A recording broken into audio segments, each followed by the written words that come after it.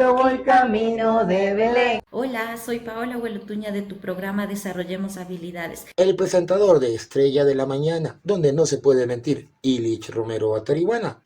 Hola, Cristian Piedra te saluda TDRMA. Hola, ¿qué tal amigos? Soy Ronald Fernández. ¿Cómo están mis queridos amigos de Sociality? Soy Ceci Belvaca. Soy Jaime Smith Puente de su programa Momentos Místicos. Soy Stephanie Cajamarca de tu programa Terapias Alternativas. ¿Qué tal amigos? Mi nombre es Natalie Reina, la voz de los Andes. ¿Qué tal amigos? Yo soy la doctora Jimena Yan. Hola, ¿qué tal? Te saluda Dayana Pita. Hola, ¿cómo están? Yo soy Javier Puente del sector estratégico. Hola, ¿qué tal mi linda gente? ¿Cómo están? Yo soy Brumel Esencia. Acá te saluda Reina Falconi. Ya saben, quiero invitarles a este nuevo 2024. Que tu familia sea tu motor para seguir creciendo y que frente a todas... Después de todas las adversidades nunca te rindas. De salud, prosperidad y sobre todo la unión de trabajo. Estos son los deseos de quienes conformamos Radio Evolución Comunitaria. Próspero año nuevo de parte de Evolución Radio Comunitaria y de todas las radios aliadas. Paz reina en sus hogares, ya saben. Nosotros venimos totalmente recargados con nuestra Radio Evolución. No se olviden de compartir, darle like y comentar. Y que nos ayuden a seguir mejorando en el año que viene. Y sobre todas las cosas, vive en paz y ten una larga vida y prosperidad. Ahí sí.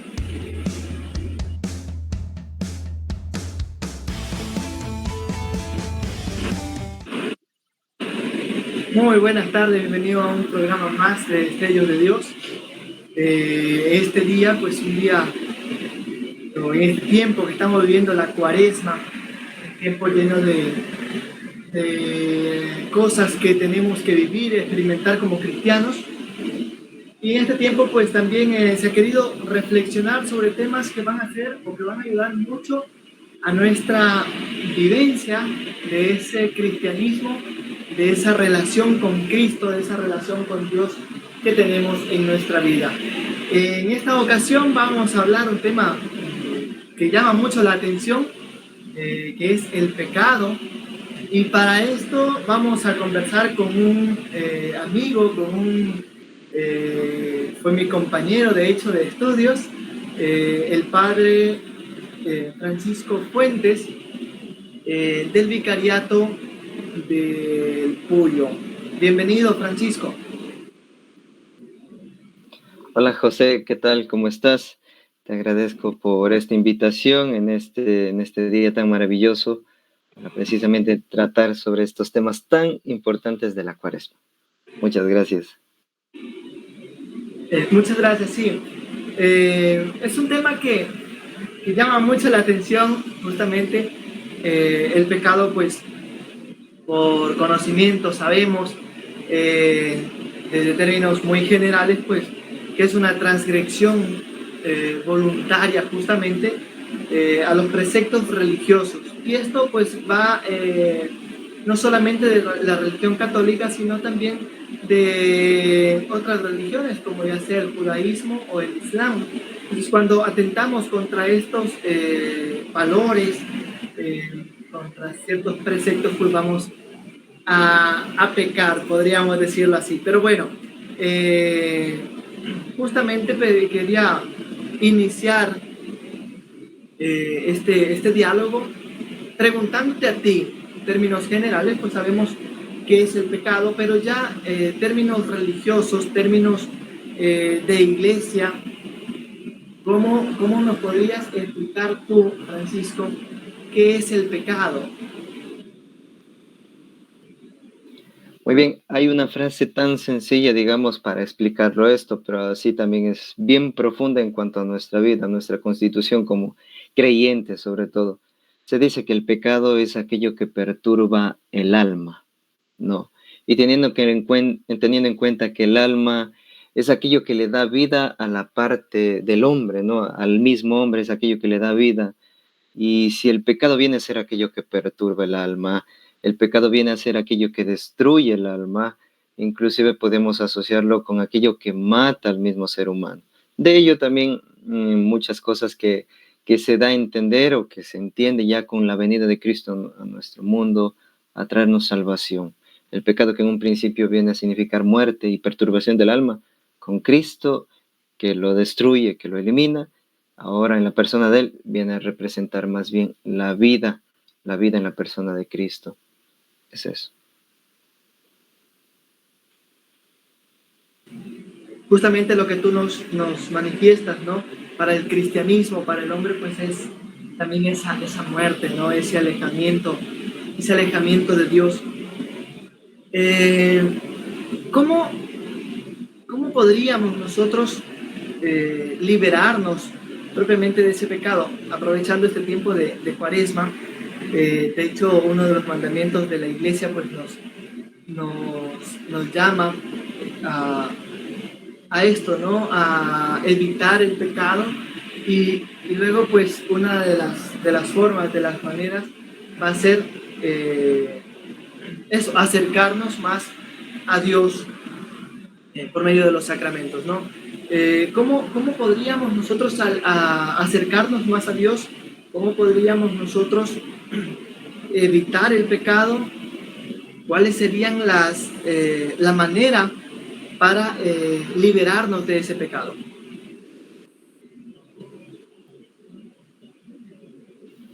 Bueno, cuando se habla uno se adentra en esta temática del pecado, hay que entender primero desde qué instante se pone el pecado para la humanidad. Ha de ser importante recordar aquí lo que nos dice el Génesis, ¿no? Recordar la escena de Adán, de Eva, aquel primer pecado, el que mancha al hombre con el pecado original, digamos, ¿no? De comer el fruto prohibido. El fruto prohibido, dice las Escrituras, no dice nada de manzanas, ni nada, el fruto prohibido. Y a veces, en pos de bromearles un poco a las personas con las que hablo, digo, pudo haber sido una sandía, una papaya, lo que sea, pero era el fruto prohibido, no era una manzana, era el fruto prohibido. Este primer momento que de por sí mancha a toda la generación humana, es importante recordarlo, precisamente por eso, para entender que este pecado nos ha distanciado tanto de Dios, y ahora, en ese mismo instante en el que el hombre se ha distanciado tanto de Dios, en el mismo instante en el que el hombre ha pecado, en el mismo instante en el que el hombre ha muerto, digamos, es ese mismo instante en el que Dios le propone un plan de salvación, ¿no? Un plan de salvación. Y de allí toda la historia del pueblo de Israel, penitente, orante, caminante por el desierto, atento inclusive con esas palabras, caminante, orante por el desierto, penitente, hasta llegar a la tierra que mana leche y miel. Es ahora el camino que podemos inclusive escenificarlo, recordarlo, reflexionarlo o compararlo con este tiempo de la Cuaresma. Este tiempo de la Cuaresma tiene mucho sentido. Es un tiempo que nos prepara, es un tiempo que nos llama, nos invita a tener este sentido del pueblo de Israel caminando por el desierto hasta llegar a la tierra prometida. En cambio, con nosotros sería este tiempo de recorrido hasta llegar a la Semana Mayor, Pasión, Muerte y Resurrección, y sobre todo a esta Pascua que nos invita el Señor a tener vida en plenitud. En todo caso, ¿qué debo hacer yo para prepararme? Hay muchos medios para caminar durante toda esta Cuaresma. En este caso, el más importante o el primordial o el que tendría ese sentido más profundo con respecto del pecado sería la confesión, ¿no? Obviamente a esto ya se liga el ayuno, la oración, la limosna que se nos propone vivir durante este tiempo de la Cuaresma. Pero la confesión es clave para alcanzar pues el sentido de esta Cuaresma que vamos caminantes, orantes, penitentes, hasta llegar a la Semana Mayor, a la Pascua del Señor. Muy bien, tú mencionabas algo que es muy interesante, y de hecho quería llegar a ese punto, el origen, ¿no? El origen de este pecado, que si bien es cierto, se menciona de Adán y Eva, y tú mencionabas algo interesante, ¿no? De hecho, se habla del fruto prohibido, y lo aclarabas muy bien. No es una manzana, no es una pera, no es una papaya, simplemente se habla de un fruto. Pero mucho más profundo, el origen del pecado tiene, o su raíz tiene justamente en la desobediencia, ¿no? Cuando tú mencionabas, recordaba mucho esta parte, estas citas, ¿no? del Génesis, cuando Dios pone al ser humano en este lugar donde que estaba todos los bienes, todas las cosas, lo tenía todo a su disposición, pero hay una recomendación, ¿no? Y esta recomendación pues es justamente no comer de este fruto. Como nosotros también ahora, porque si bien es cierto, por historia, por naturaleza, podemos conocer también y podemos darnos cuenta que lo que sucedió antes vuelve a suceder, ¿no? Siempre estamos repitiendo esta historia. ¿Cómo ahora nosotros, o cuál sería el pecado más fuerte, aparte de la desobediencia, que nosotros también vamos a entrar? ¿Cómo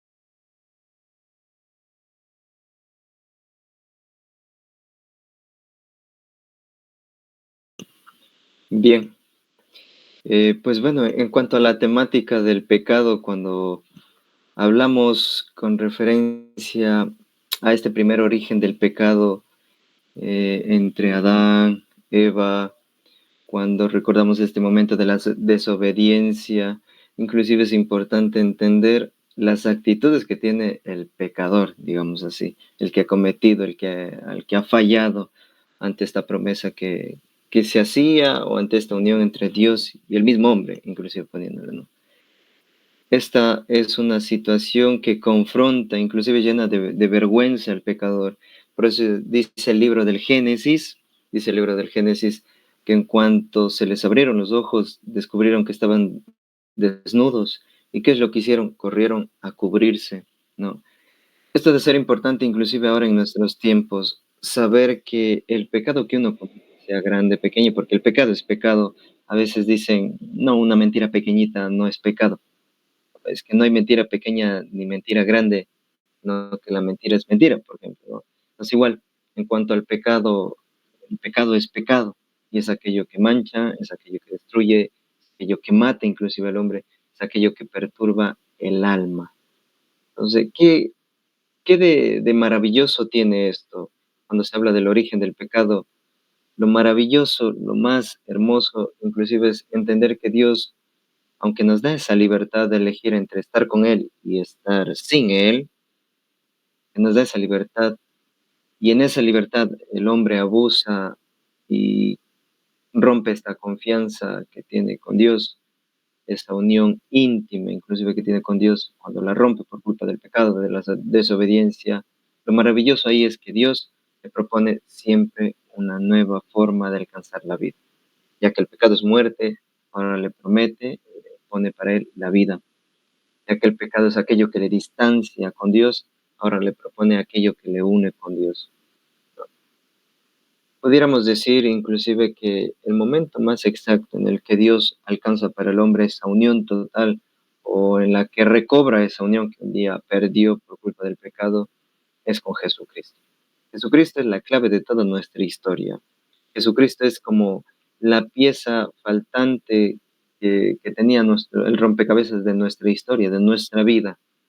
Si Jesucristo no hubiera venido al mundo, no hubiera podido alcanzar el hombre la salvación tal cual la conocemos ahora.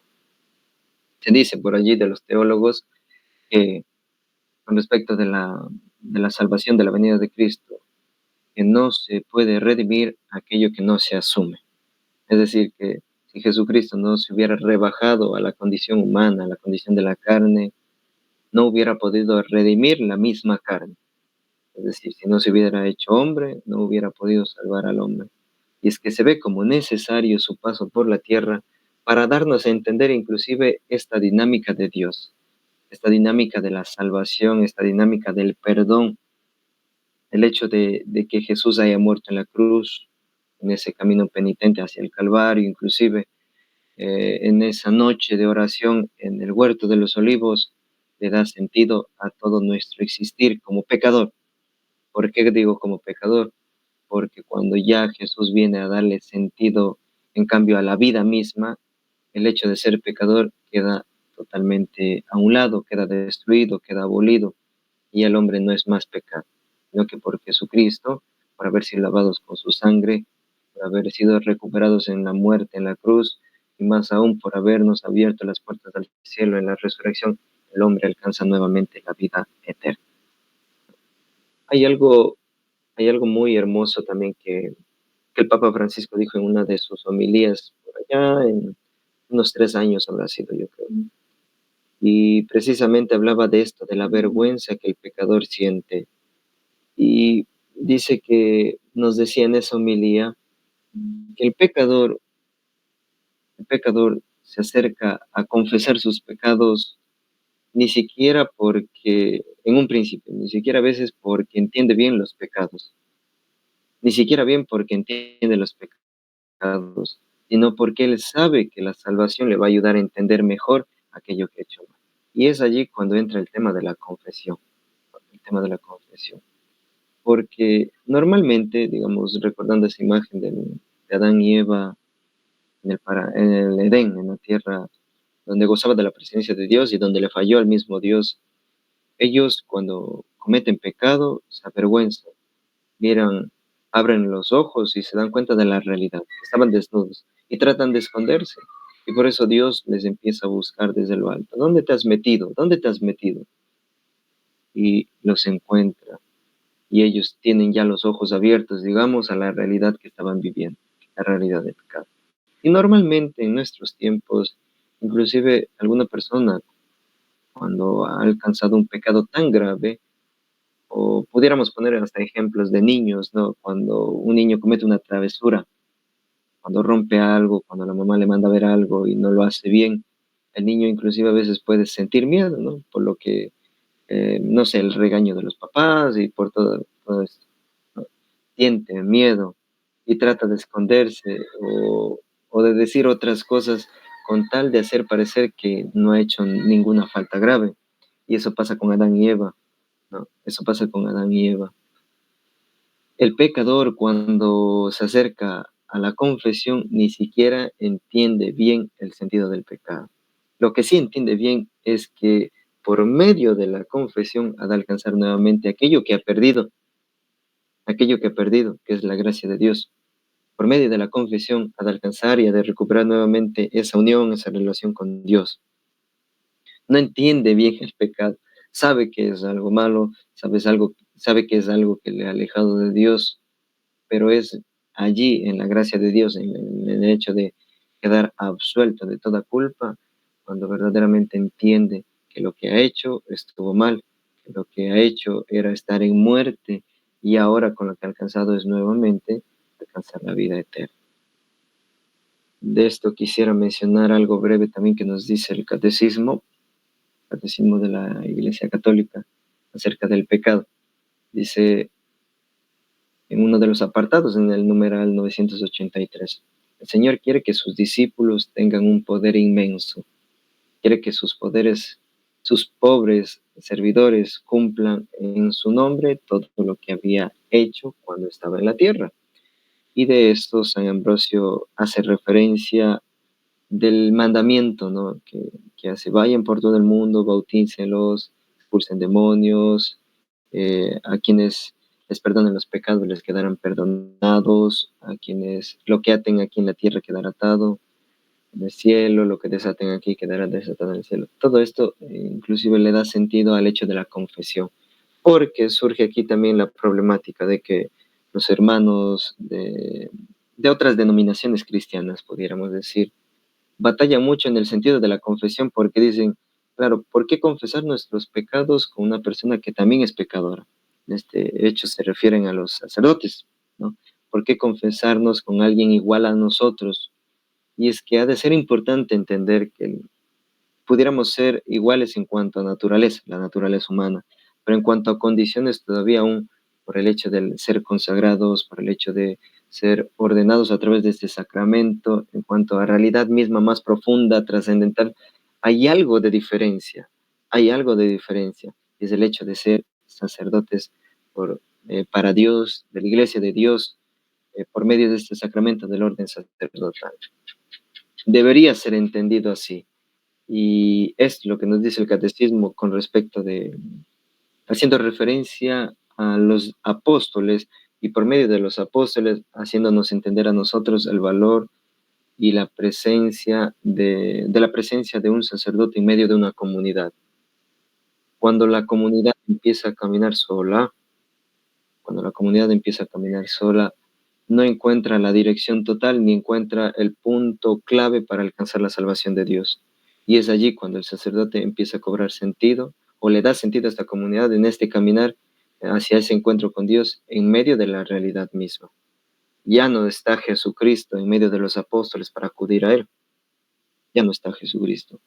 Ahora es el alter Christus, que es el sacerdote, el que se pone como medio para conectar nuevamente a la humanidad con Dios.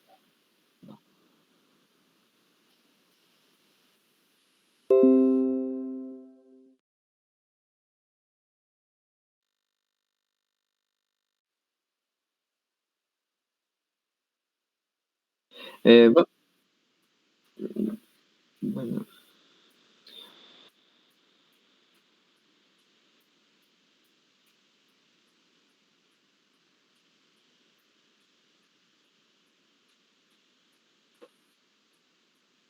Bueno, vamos a ir viendo un poquito más sobre este papel del sacerdote con respecto de la comunidad.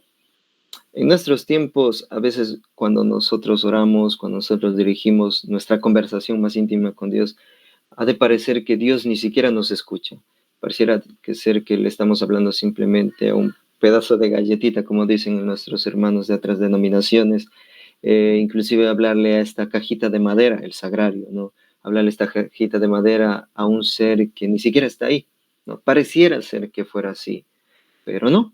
Es la realidad que Dios se hace presente en nuestros tiempos y para inclusive alcanzar el perdón de los pecados ha de ser importante reconocer esta presencia.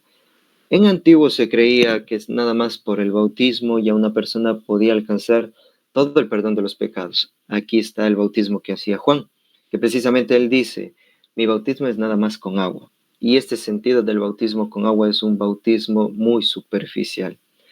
Es de la parte externa, el cuerpo, la parte corporal, como las abluciones de los judíos, que eran precisamente antes de comer, lavarse las manos hasta los codos, una limpieza totalmente corporal y externa. Pero cuando viene la persona de Jesucristo y se topa con Juan el Bautista, ahí en el río Jordán, él menciona unas palabras, Juan el Bautista dice, en medio de ustedes hay alguien todavía mucho más poderoso que yo, del cual no soy digno ni siquiera de desatarle las sandalias.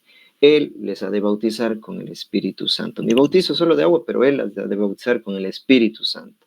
Y es allí cuando se entiende que del bautismo no es algo meramente corporal externo, sino muy profundo al ser.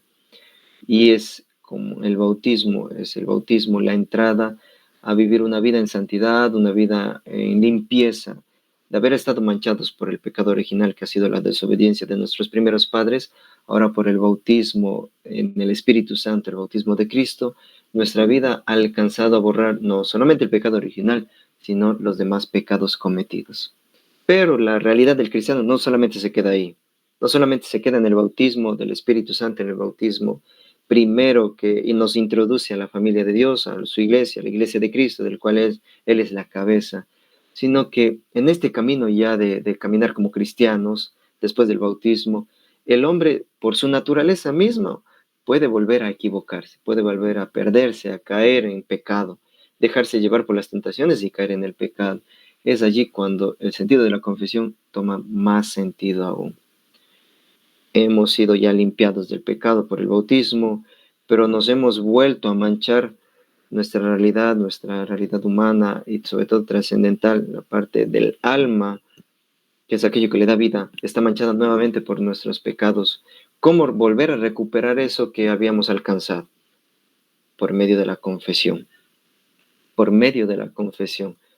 Inclusive dice el Catecismo de la Iglesia Católica en el numeral 980 que el bautismo es necesario para la salvación.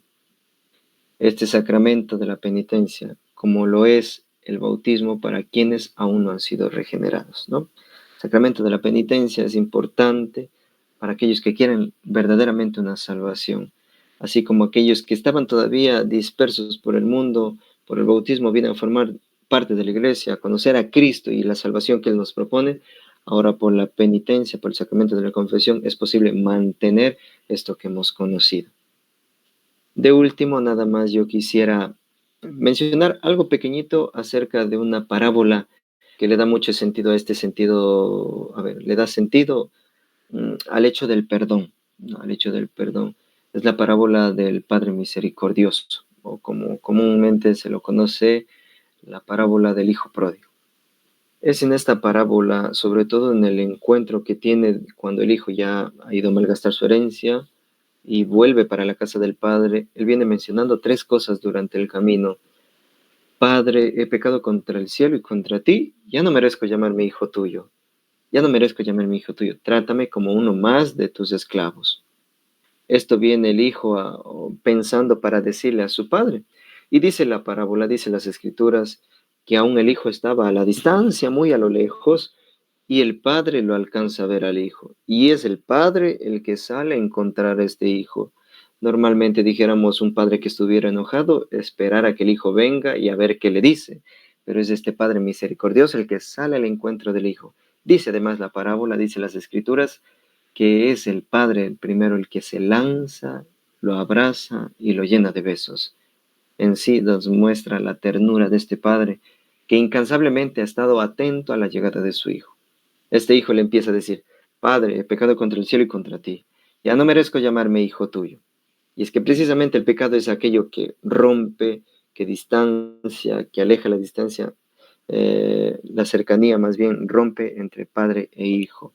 El pecado es lo que hace esto. Y este hijo reconoce que ha hecho eso, porque ha pecado contra el cielo, contra él, ya no merece llamarse hijo de él, ¿no? Pero el padre le interrumpe, ya no le deja terminar lo último que él venía pensando. Trátame como uno más de tus esclavos, de tus sirvientes, ¿no? Ya no le deja decir eso. ¿Qué es lo que hace el padre?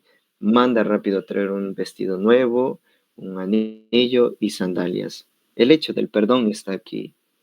El pecado nos ha hecho perder todo, dignidad, pertenencia a una familia que es la de Dios, la de Cristo, por el bautismo que también hemos alcanzado, y nos pone en condición de pecadores, de esclavos, de lo peor en la realidad. Hemos perdido toda nuestra dignidad. En esta parábola nos muestra que el sentido del perdón es bien profundo. Le pone un anillo en el dedo a este hijo, este anillo que en antiguo, a lo mejor si recordamos por allí alguna película de ese tiempo de la Edad Media, a lo mejor las familias acostumbraban llevar un anillo con un escudo que representaba a su familia. Este hijo que había perdido esta familia, toda relación con este padre, ahora es puesto este anillo y ha de significar inclusive devolverle toda pertenencia a la familia que él un día rechazó por el pecado. Le devuelve el anillo, le devuelve esta pertenencia a la familia.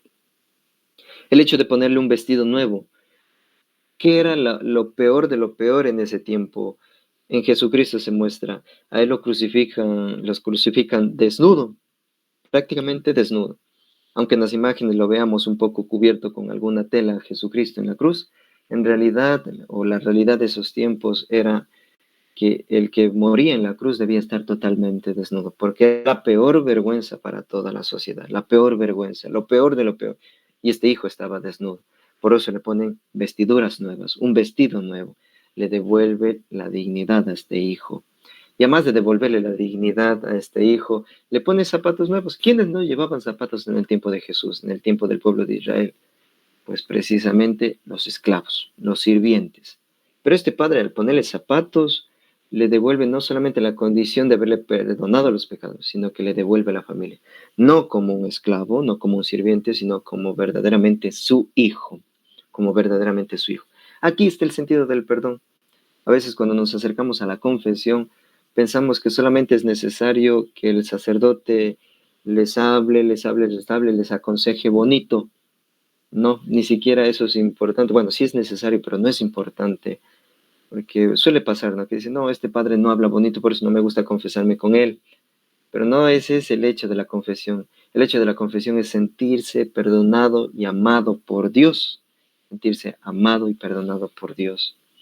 Este padre que ni siquiera dice nada, no le dice nada al hijo, no le regaña, no le reprende, simplemente le pone nuevo vestido, nuevo anillo, nuevos zapatos, y con esto le reintegra. Este hijo es capaz de entender esta realidad del perdón de su padre. El padre le restituye todo lo que él mismo un día rechazó, todo lo que perdió, ahora le es devuelto. Por Jesucristo, todo lo que habíamos perdido en el pecado, ahora es devuelto en Jesucristo, a la vida eterna. Nos entrega totalmente todo. Y ese es el hecho del perdón, sentirse amado tanto por Dios que nos alcance la vida eterna. Bien, queridos hermanos, ha sido un gusto, ha sido un placer haber podido compartir con ustedes al menos pinceladitas acerca de lo que es el perdón, de lo que es este camino cuaresmal, de preparación, de conversión, inclusive de nuestras vidas hacia el encuentro de Jesús en la Pascua. Les invito a que vivamos con profundidad este tiempo de la Cuaresma, que no está puesto allí nada más como cosa al azar, sino que le da sentido a este camino hacia el encuentro con Jesús en la Pascua, el camino cuaresmal, que es de arrepentimiento, de conversión. Polvo eres y al polvo volverás. Inclusive nos hace hacer un examen de conciencia de todo lo que estamos haciendo mal y de reconocer que en Dios está este amor misericordioso que está dispuesto a perdonar a todos. No importa el pecado, sino la conversión del pecador. Acerquémonos, queridos hermanos, entonces durante este tiempo de la Cuaresma a encontrarnos con Dios, no solo en el confesionario, sino también en la Eucaristía, con un corazón más contrito, digno, limpio, puro. Esto ha sido todo por hoy, queridos hermanos. Un saludo inmenso desde el Vicariato Apostólico de Puyo. Soy el Padre Francisco Fuentes para servirles. Dios les bendiga siempre.